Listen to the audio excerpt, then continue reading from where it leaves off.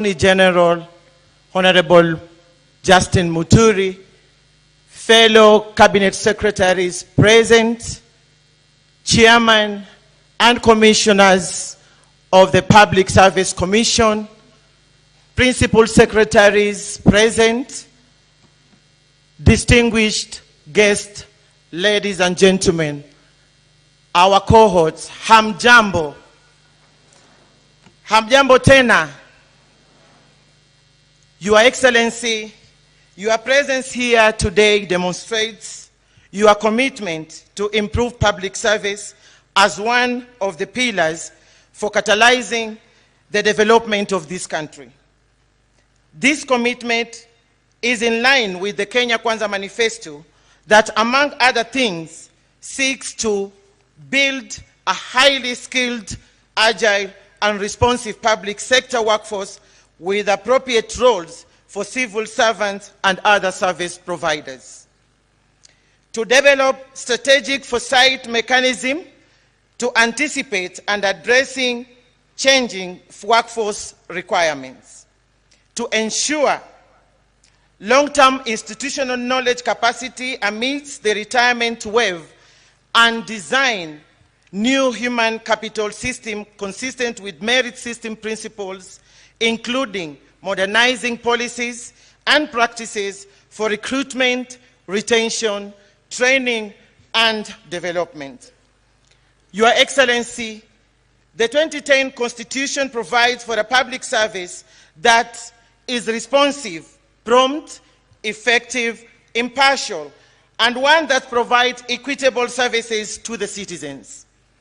The Constitution has placed the values and principles in Article 10 and 232 at the center of public service delivery.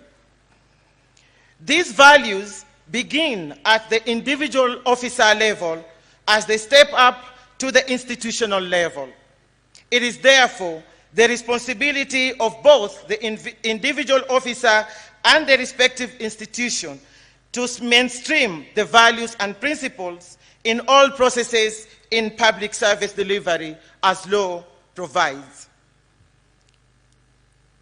The 2021-2022 Values and Principles Report indicates that our public service has achieved the constitutional 2/3 gender representation of staff overall, with men at 62% and women at 38%.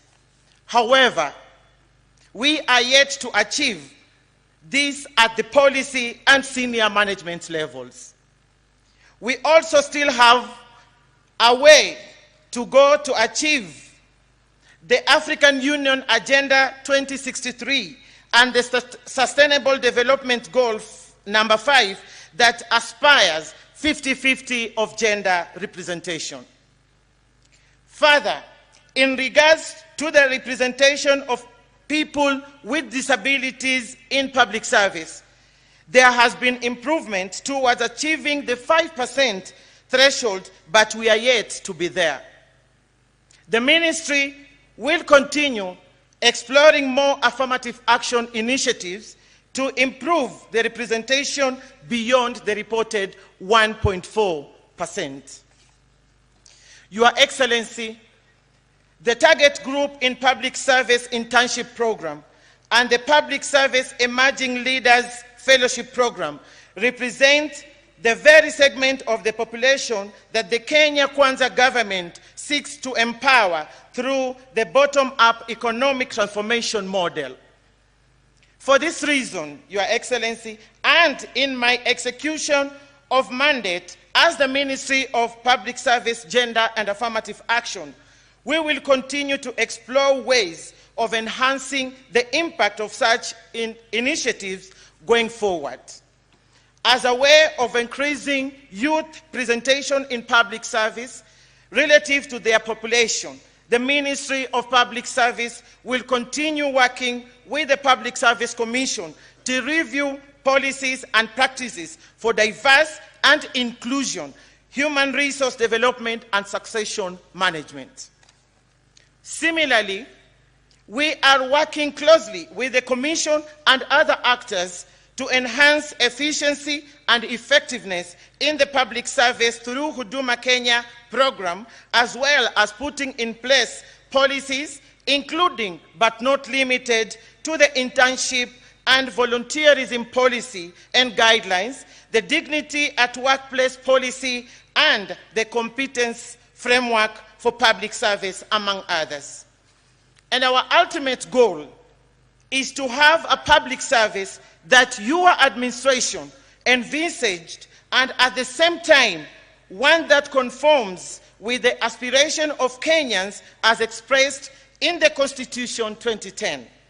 Indeed, your directive that 5,000 government services be made accessible to citizens online by mid this year is consistent with the service delivery efficiency and effectiveness goals. I wish to assure you that we are working towards achieving this goal, Your Excellency. To the cohorts, karibuni sana public service.